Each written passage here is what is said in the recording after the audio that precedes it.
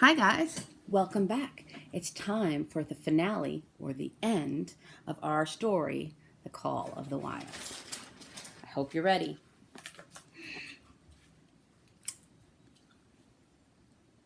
At last, at the end of the fourth day, as he held on, he became more and more conscious of the new stir in the land. There was life abroad in it different from the life which had been there throughout the summer. No longer was this fact borne in upon him in same, subtle, mysterious way. The birds talked of it. The squirrels chattered about it. The very breeze whispered of it. Several times he stopped and drew in the fresh morning air in great sniffs, reading a message which made him leap on with great speed. He was oppressed by a sense of calamity happening, if it were not calamity already happening. And as he crossed the last watershed and dropped down into the valley toward camp, he proceeded with great caution. 3 miles away, he came upon a fresh trail that sent his neck hair rippling and bristling. It led straight toward camp and John Thornton. Buck hurried on, swiftly and stealthily, every nerve straining and tense, alert to the multitudinous details which told a story all but the end. Multitudinous means many. He likes big words here. His nose gave him a varying description of the passage of the life on the heels of which he was traveling. He remarked the pregnant silence of the forest. That means the pause. The bird life had flitted. The squirrels were in hiding. One only he saw, a sleek gray fellow flattened against a gray dead limb so that he seemed a part of it, a woody excrescence upon the wood itself. That means a coating on top of the wood. As Buck slid along with the obscurity of a gliding shadow, his nose was jerked suddenly to the side as though a positive force had gripped and pulled it. He followed the new scent into a thicket and found Nig. He was lying on his side, dead where he had dragged himself, an arrow protruding, head and feathers, from either side of his body. 100 yards farther on, Buck came upon one of the sled dogs Thornton had bought in Dawson. This dog was thrashing about in death struggle, directly on the trail, and Buck passed around him without stopping. From the camp came the faint sound of many voices, rising and falling in a sing-song chant. Bellying forward to the edge of the clearing, he found Hans lying on his face, feathered with arrows like a porcupine. The same instant, Buck peered out where the spruce bough lodge had been and saw what made his hair leap straight up on his neck and shoulders. A gust of overpowering rage swept over him. He did not know that he growled, but he growled aloud with a terrible ferocity. For the last time in his life, he allowed passion to usurp cunning and reason, and it was because of his great love for John Thornton that he had lost his head. The Yeats were dancing about the wreckage of the Spruce Bough Lodge when they heard a fearful roaring and saw rushing upon them an animal the like of which they had never seen before. It was Buck, a live hurricane of fury, hurling himself upon them in a frenzy to destroy. He sprang at the foremost man. It was the chief of the Yeats, ripping the throat wide open till the rent jugular spouted a fountain of blood. He did not pause to worry the victim, but ripped in passing, with the next bound tearing wide the throat of a second man. There was no withstanding him. He plunged about in the very mist, tearing, rending, destroying, in constant and terrific motion, which defied the arrows they discharged at him. In fact, so inconceivably rapid were his movements, and so closely were the Indians tangled together, that they shot one another with the arrows. And one young hunter hurled a spear at Buck in midair, drove it through the chest of another hunter with such force that the point broke through the skin at the back and stood out beyond. Then a panic seized the Yeats, and they fled in terror to the woods, proclaiming as they fled the advent of the evil spirit. And truly Buck was the fiend incarnate, raging at their heels and dragging them down like deer as they raced through the trees. It was a fateful day for the Yeats. They scattered far and wide over the country. It was not till a week later that the last of the survivors gathered together in a lower valley and counted their losses. As for Buck, wearying of the pursuit, he returned to the desolate camp. He found Pete where he had been killed in his blankets in the first moment of surprise. Thornton's desperate struggle was fresh written on the earth, and Buck scented every detail of it down to the edge of a deep pool. By the edge, head and 4 feet in the water, lay Skeet, faithful to the last. The pool itself, muddy and discolored from the sluice boxes, effectually hid what it contained, and it contained John Thornton. For Buck followed his trace into the water, from which no trace led away. All day Buck brooded by the pool or roamed restlessly about the camp, death a cessation of moment. As it passing out and away from the lives of the living, he knew John Thornton was dead. It left a great void in him, somewhat akin to hunger, but a void which ached and which meat could not fill. At times, when he paused to contemplate the carcasses of the Yeats, he forgot the pain of it, and at such times he was aware of a great pride in himself, pride greater than any he had yet experienced. He had killed man, noblest game of all, and he had killed in the face of the law of club and fang. He sniffed the bodies curiously. They had died so easily. It was harder to kill a husky dog than them. They were no match at all, were it not for their arrows and spears and clubs.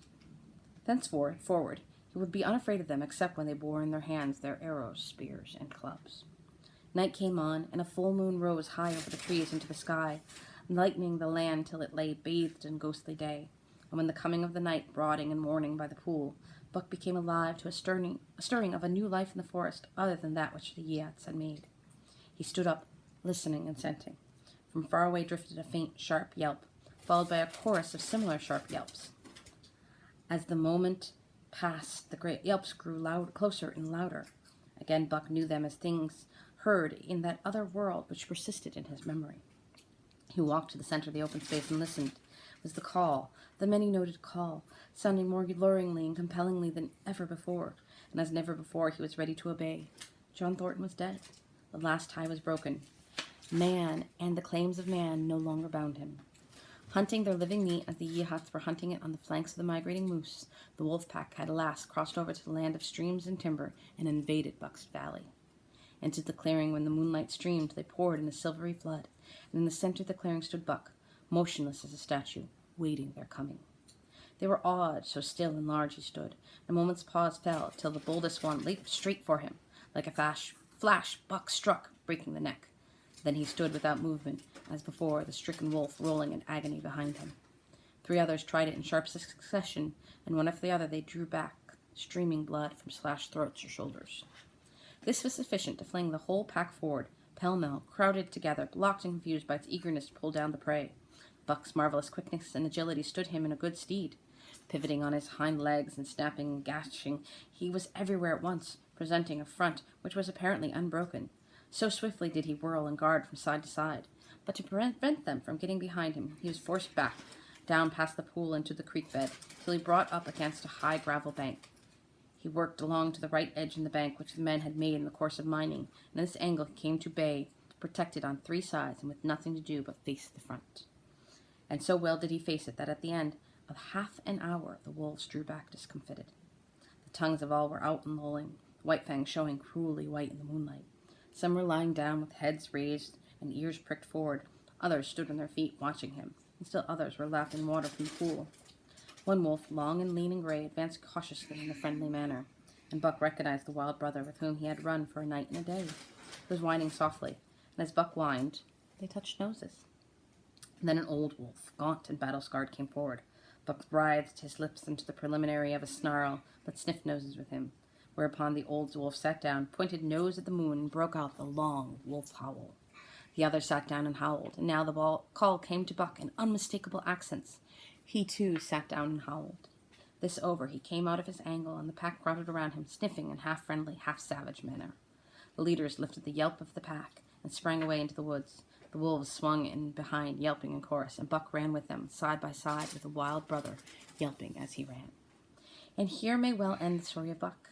The years were not many when the Yeats noted a change in the breed of timber wolves, for some were seen with splashes of brown on their head and muzzle, and with a rift of white centered down the chest. But more remarkable than this, the Yeats tell of a ghost dog that runs at the head of the pack. They are afraid of this ghost dog, for it is his cunning greater than they, stealing from their camps in fierce winters, robbing their traps, slaying their dogs, and defying their bravest hunters. Nay, the tale grows worse. Hunters there are who fail to return to the camp, and hunters there have been whom their tribesmen found with throats slashed cruelly open, with wolf prints about them in the snow greater than the prints of any wolf. Each fall, when the Yeats follow the movement of the moose, there is a certain valley which they never enter. In the summers there is one visitor, however, to that valley of which the Yeats do not know. It is a great, glorious coated wolf, like and yet unlike all the other wolves. He crosses alone from the smiling timberland and comes down into an open space among the trees. Here a yellow stream flows from rotted moose-hide sacks and sinks into the ground, with long grasses growing through it, and vegetable mold overrunning it and hiding its yellow from the sun. And here he muses for a time, howling once long and mournfully, ere he departs. But he's not always alone. When the long winter nights come on and the wolves follow their meat into the lower valleys, you may be seen running at the head of the pack through the pale moonlight or glimmering borealis, leaping gigantic above his fellows, his great throat a bellow as he sings a song of the younger world, which is the song of the pack. So, call of the wild. The wild is vicious and mean. It sometimes means that people will die. It sometimes means that animals will die. The wild is not friendly. But if you are strong, if you are smart, if you are cunning, which means that you're smart and quick, you could answer the call of the wild and survive in the wild like Buck did. And maybe then even find a family, probably not in the wolves, but find a family that you could be part of. It's an interesting story. It's a little dark and vicious, but it does make you think a lot about all the things that we had to do in order to civilize, to make life so that it wasn't as wild and crazy, and all the things that you have to do when you go into the wild. Hope you guys enjoyed. Talk to you later.